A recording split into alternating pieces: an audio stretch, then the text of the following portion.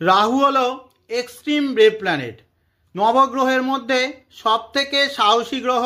তাই নবগ্রহ স্তুতিতে মহারিষি ব্যাস রাহুকে মহাবীরও বলছেন। রাহু আপনার হরস্কোপে যেখানেই থাকুক না কেন, সেই ভাবের প্রতি আমরা এক্সট্রা বেভারি অর্থাৎ অতিরিক্ত সাহসিকতা দেখাতে চাই। যেমন ধরুন, কারোর রাহু রয়েছে দ্বিতীয়ভাবে, ফাইন্যান্সিয়াল ম্যাটার, আর্থিক বিষয়ে সে অতিরিক্ত সাহসিকতা দেখায়। কিন্তু রাহু আবার ইলিউশন, ভ্রমেরও কারক। ধরছি কারোর রাহু রয়েছে অষ্টম ভাবেতে, অষ্টম ভাবের অনেক কারক তত্ত্ব রয়েছে।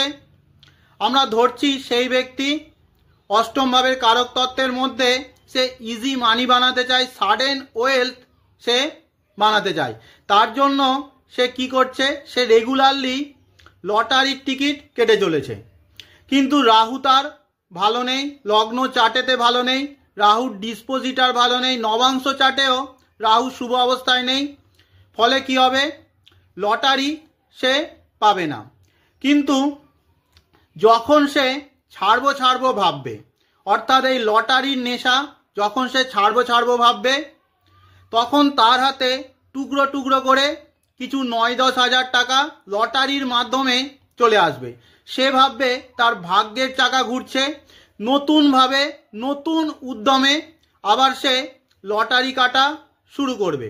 এইভাবে রাহু আমাদের বোকা বানায়, ইলিউশনের মধ্যে রাখে, একটা ভ্রমের মধ্যে রাখে, এবং রাহু যেভাবে বসে থাকে সেই ভাবের সাথে আমাদের বাঁধতে থাকে। তাই রাহুকে বন্ধনের কারকও মানা হয়।